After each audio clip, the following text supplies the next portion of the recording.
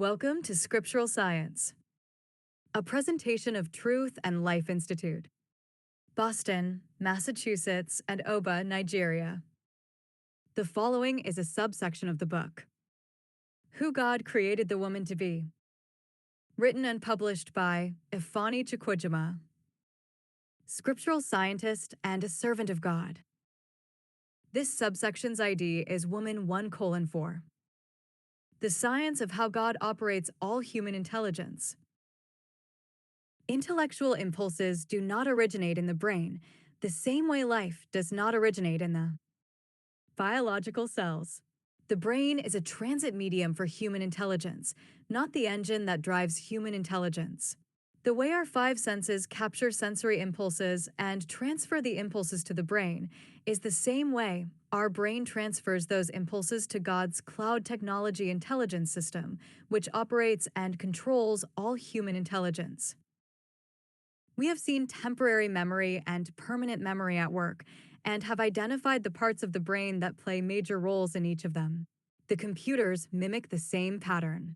God has led us into the knowledge of temporary memory and permanent memory to point human beings to a higher memory domain for everything in creation, God's infinitely advanced cloud technology intelligence system. See the following two diagrams. Figure 1. God, in real time, controls every human being's intelligence. The smart people of the world look at passages of the Bible like Job 1 verse 8 NIV, and the Lord said to Satan, "Have you considered my servant Job, that there is none like him on the earth, a blameless and upright man, who fears God and turns away from evil?" And either get confused as to what was going on or completely dismiss the communication as untrue, because it sounded as if God was instigating Satan to try a man that reverently worshipped and feared God. None of that is the case. In Job 1 verse 8, God simply initiated Satan's thoughts, the same way God continues to this day, to initiate every human being's thoughts, as illustrated in this diagram. Figure 2. God's infinitely advanced cloud technology intelligence system. God is the engine that drives human intelligence in real time. He can shut it down anytime he wants, or change it to whatever he so chooses, without warning. Look at the following passage in the Bible and ascertain this truth for yourself. Come, let us go down and confuse their language, so they will not understand each other. 8. So the Lord scattered them from there over all the earth, and they stopped building the city. 9. That is why it was called Babel, because there the Elohard confused the language of the whole world. From there the Lord scattered them over the face of the whole earth. Genesis 11 verses 7 to 9 NIV. The way God confused the language of these descendants of Noah is the same exact way God continues till this day to work and alter people's intelligence across the world. It is through God's infinitely advanced cloud technology intelligence system that God collects all information about each human being's thoughts and reasoning and the actions that results from them.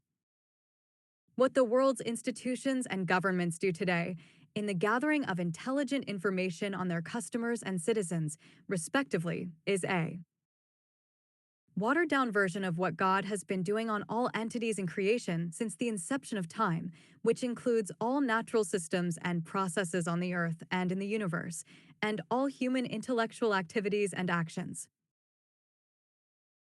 While the world's governments and institutions collect, analyze, and use the collected intelligent information to predict future actions of citizens and customers and make contingency plans to contain or exploit the actions, God, on the other hand, uses his infinitely advanced intelligence system not only to monitor and plan, but also to work, manage, and control all natural systems and processes in the world and in the universe, as well as work, manage, and control all human thoughts and actions.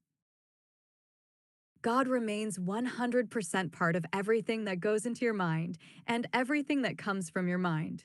If God does not get something that comes through your mind, you would not even have a recollection of that thing, because whatever it is never happened, as far as you know. If you know it, God knows it first, because God is the one who collects the sensory impulses you pick up, processes them, and returns to your brain the cognitive information which you act on in reaction to the sensory information you pick up. Your mind is essence, encompasses the activities of your brain, plus your brain's every interaction with God's infinitely advanced cloud technology intelligence system. Your intelligence, therefore, does not start and end with your brain. Your intelligence has a higher connectivity that goes beyond you. That is why you get a premonition, a hunch. It is also why an idea that you have been seeking answers to suddenly clears up in your mind. You get it when God brings you into it. You do not choose the time or the place. It happens the very moment God decides to give it to you. And it fills you with untold joy and satisfaction anytime it happens, such as any gift that comes from God. The way a programmer goes into the computer and alters parts of a program is the same way God tweaks his cloud technology intelligence system to affect anybody's thoughts, reasoning, or actions, or any natural entity's activities and impact on other natural things. Yet, it is all predestined by God. In the preceding passage from the Bible, Genesis 11 verses 1 to 9, God altered the language of the entire world in one little step so that no one understood the language of the others any longer. Just a little change in the algorithm of God's infinitely advanced cloud technology intelligence system, the world went from one common language to the multitude of languages we have in the world today. Therefore, affecting the mind of any one individual is nothing for God. He is solely in control of your entire life, mine, and that of every other human being that walks the face of the earth. The sensory impulses, which the brain transmits to God's infinitely advanced cloud technology intelligence system, are processed by grace. And intellectual impulses are returned to the brain for the human being to act on. Motor impulses are placed in the human brain by grace, the same way life is placed inside the biological cells by grace. And this is without exception. This is the reason why the Bible proclaims that it is God who gives both life and intelligence. That is also why Jesus Christ said that we all live because he, Jesus Christ, lives. Jesus Christ is the grace of God, the irrepressible Word of God.